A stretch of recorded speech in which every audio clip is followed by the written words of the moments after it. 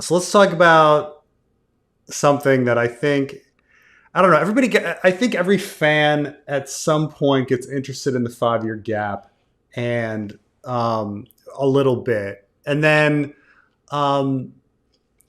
and then it kind of goes away. But I go in and out of these little phases of thinking about it, only because I've been thinking about and writing about like the creation of feast and dance and the order of chapters and things like that, and George's writing process.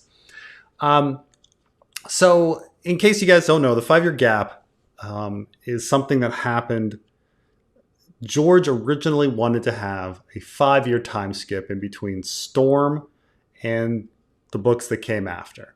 The reason that this came about was when starting the story, George wanted time to pass quicker. He started the kids out young, but he wanted this to be a long multi-generational story where Sansa is growing old and having children, and people's kids are going to get involved in the war and all of this stuff. It was going to take. The reason the kids are so young in the first book is because he was expecting many years to pass, and so he wanted a long life for them. When he actually got to writing, the flow of the story just didn't go that way. And as you see, like, Game of Thrones takes a little over a year, but then A Clash of Kings is 6 months, and then A Storm of Swords is like 4 months. George started writing, time started passing slower in the text, not faster. And so there's some dispute on whether or not his decision came while he was writing Storm or after. I suppose it's not that important, but the way the Storm ends, all of the POV characters are in a pretty good place to time jump. Arya has just arrived at the House of Black and White, so she could be training for 5 years. Jon is at the Wall. He can be Lord Commander for 5 years. Dany is a Marine. She can be Queen for 5 years. Sansa is in the Vale. She can be, studying under Littlefinger for 5 years. Some of them, Sam could be anywhere. I don't think he thought about Sam, but you could have pushed him to the Citadel and him being at the Citadel for 5 years, or he could keep him at the Wall for 5 years. It's not that important. And then Davos, you don't know Davos could be anywhere. You could put him anywhere. That's pretty much, that's that everybody. I'm trying to think of, Tyrion. Tyrion would be living at Illyrio's place for 5 years, which, Daenerys spent a year there. So it's not that big a deal. And so George got to the point where, he wanted to do this 5 year time skip because he had fucked up advancing the kid's age and passing the time in the story.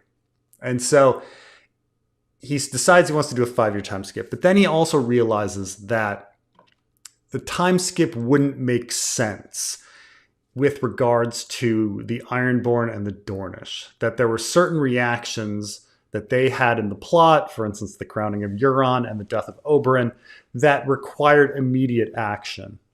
That it wouldn't make any sense for 5 years to go by and then the Sand Snakes to wanting to make a big deal about Oberyn's death. So he knew he needed to talk about the Dornish and the Ironborn, not in a 5 year gap sense. So he came up with the idea of the mega prologue. Originally, the prologue to A Feast for Crows was going to be a very large prologue of many different characters in Dorne and the Iron Islands, and that would catch up that section of the world, and then we would jump to the 5 year gap.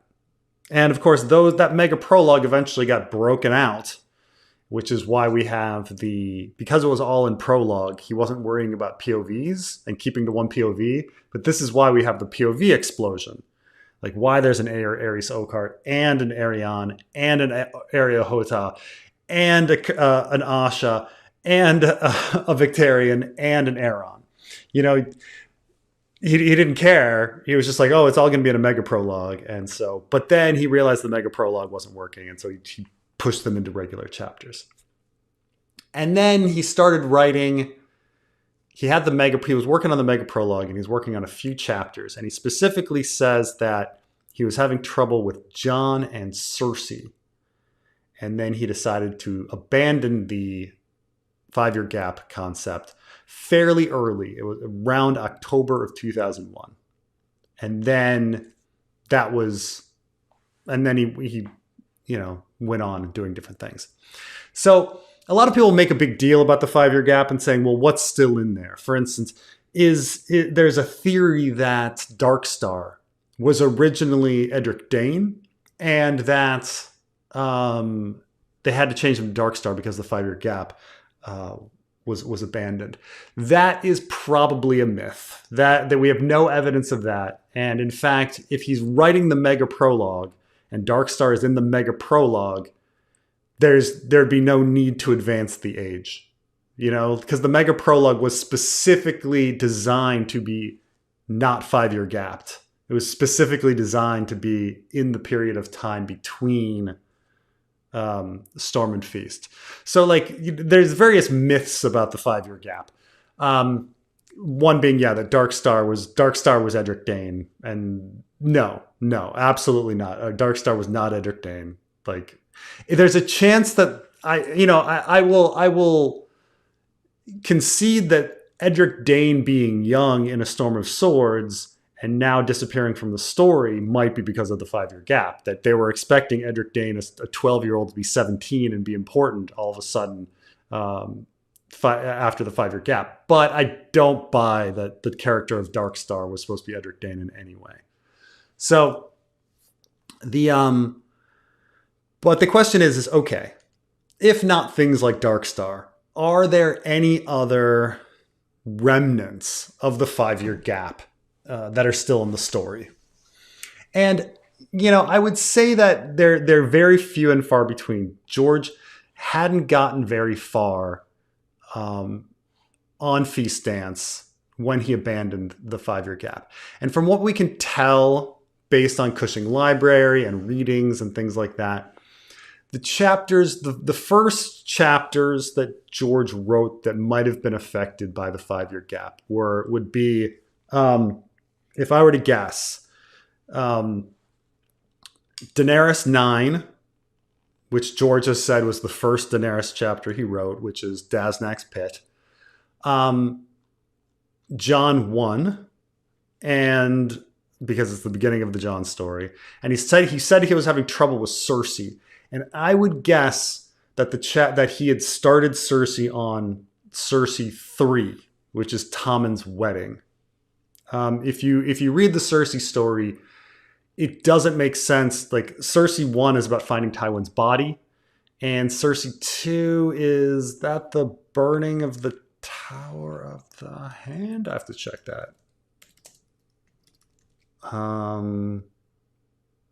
No, it's Tywin's wake. I'm sorry. I think they burn the tower in the wedding chapter.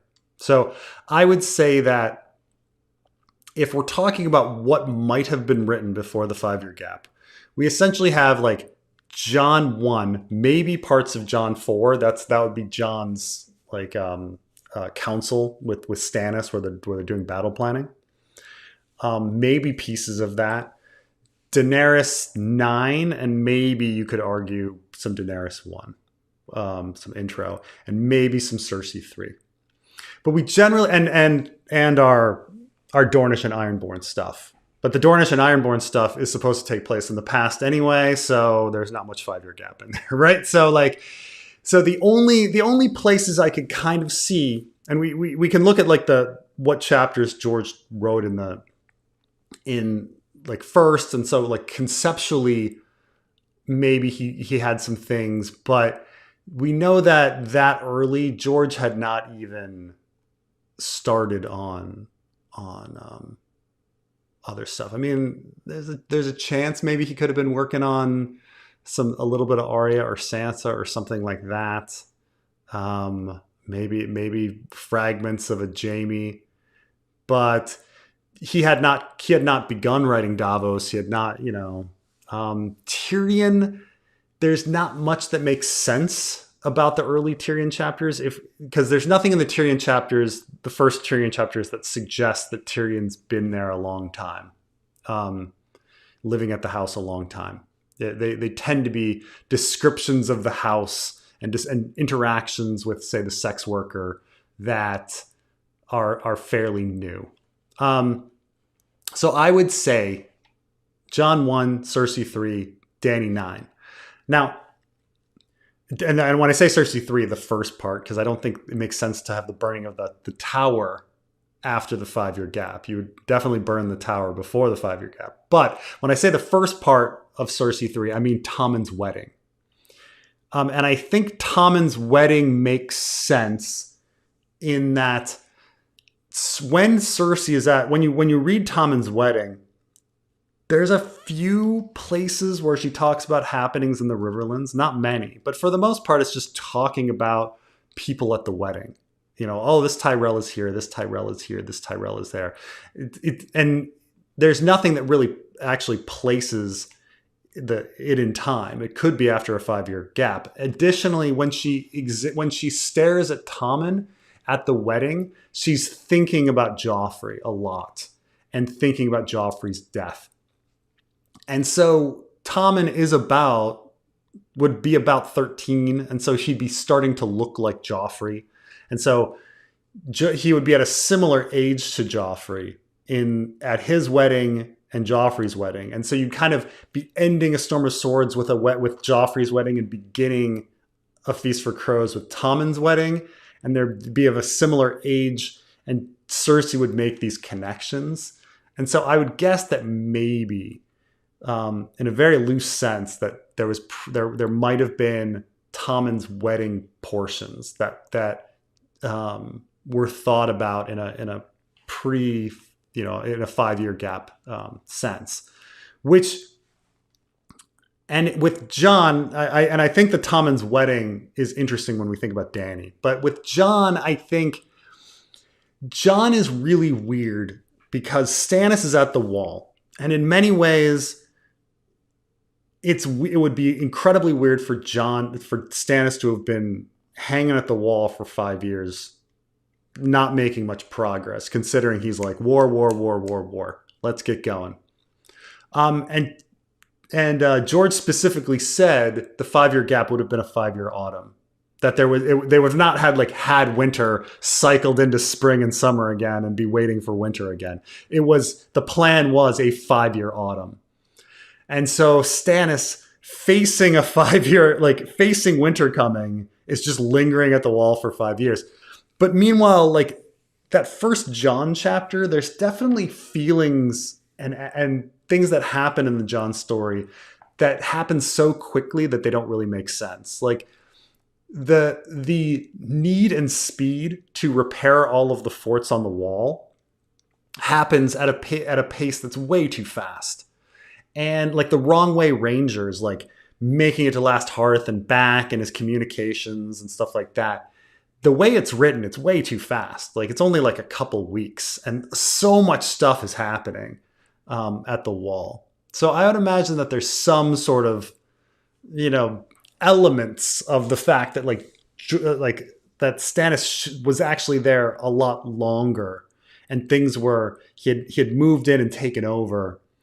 And in fact, when the draft, the Honeybird went to the Cushing Library, Honeybird found that the editor put in my mind, Jon Snow was elected Lord Commander 10 years ago, because that's when A Storm of Swords came out. You need to put in a little more about how this event just happened, because the editor was actually getting the feeling that a long time had passed in Jon 1. So I suspect that a lot of Jon 1 is like that. There are a few other things. I'd like to highlight this comment here that came. But Sansa at the beginning of Feast, that there's an abrupt shift at the beginning of Feast where Sansa does feel older, but also her relationship to Sweet Robin is utterly different than when we left her in A Storm of Swords. Sweet Robin hated Sansa at the end of A Storm of Swords. And then all of a sudden he's in love with her at the beginning of A Feast for Crows. Not that that can happen, but you'd expect that to happen over a little bit more time than just, a week or whatever. Now, when I bring up the Tommen's wedding probably being the thing that George was writing, and then realized that George specifically said he was trying to write that the main problems was, one, it seemed weird that Stannis was chilling at the Wall for 5 years, and that logistically didn't make any sense. But he was saying that there's no way that there would have been a stable King's Landing for 5 years with Cersei ruling. And he started saying actually there was several coups, and she'd been through 6 hands, and it was a really tumultuous time, but he kept writing about it in flashback, and he said it was just flashback after flashback after flashback. So he just kind of dumped it. But assuming that it is Tommen's wedding was the beginning, and then he was doing all of these flashbacks of Cersei's time as regent, it's interesting because Daenerys 9 is her wedding. She gets married to Hizdahr, and they have the opening of the pits. So you would be paralleling Tommen's wedding to Daenerys' wedding at the same time. And Tommen's wedding is getting compared to Joffrey's wedding. And Daenerys' wedding, the way you read Daenerys' wedding, and even in the final version of it, it's very much paralleled to Joffrey's wedding. When we think about poisoned locusts, or, when Daenerys, I think Barristan at some point tells Daenerys to look away and not look at the fight with Drogon, because he's assuming that Drogon's going to die. And so it's about a mother not looking at her son. And in Joffrey's wedding, they're be brave, don't look at Joffrey, be brave, things like that. So it'd be interesting because now that's completely broken the way it is. Because Daenerys' wedding happens so late now in Dance, you don't think about it in terms of Tommen's wedding, but they would have been happening at the same time originally, and so you would have connected Tommen's wedding and Daenerys' wedding. Daenerys 9 and how it's changed is so odd because originally the locusts weren't actually even poisoned. That was put in later. They were eating the locusts, but no one got sick. And that was added later. But weirdly, the House of Paul even more suspiciously leaves. They're all leaving, and she actually comments, what are they doing? Why is the House of Paul leaving? And I guess you're just supposed to assume that it's because they saw Drogon first or something. So, but it's odd that the House of Paul is more suspicious, but there's no poison, there's no honey locusts. So yeah, there's just kind of, these little interesting connections here and there that had things been different, you would have been ending A Storm of Swords with the Purple Wedding, and then beginning A Feast for Crows with a Dany wedding and a Tommen wedding right at the beginning, and they'd be all sort of connected. I also think it's very funny because in the original, but by the time we get to the Dany 9, we get poisoned locusts, which calls back poisoned pie or poisoned wine, and you get the jousting dwarfs, right? He puts the jousting dwarfs in Dany 9, so George is maintaining the connections to and parallels to Joffrey's wedding, even though he has now moved it much later. He's actually adding more parallels because originally there were no jousting dwarfs, and originally there was no poisoned honey locusts. But originally it would have been next to Tommen's wedding, which is connected to Joffrey's wedding and things like that. But that's about it. There's contrast to Jon telling Bran to look away. Oh, to not look away. That's interesting. But that's about it. There's very few. I mean, in a larger conceptual sense, maybe you can say that there's remnants of it, but there's not too many chapters that we can go in and look at the text and really say, oh, this feels a little off. I think, yeah, the beginning of the Sansa story is a little off. Why are they trying to get rid of Littlefinger so quickly. He's only been there like a week, or 2 weeks, right? And yet everybody's panicking about how like Littlefinger won't leave. That's very different if like Littlefinger were lingering 5 years. Then everyone's like, fuck, we got to get him out of here. Versus like a couple weeks. So I think, if you're going to look for like remnants, you can maybe find something in Cersei 3, something in Dany 9, something in Jon 1, maybe something in Sansa 1. But there's not too many. There's not too many remnants of the 5 year gap because it was actually like abandoned so quickly, and certainly not Darkstar. Certainly not Darkstar. So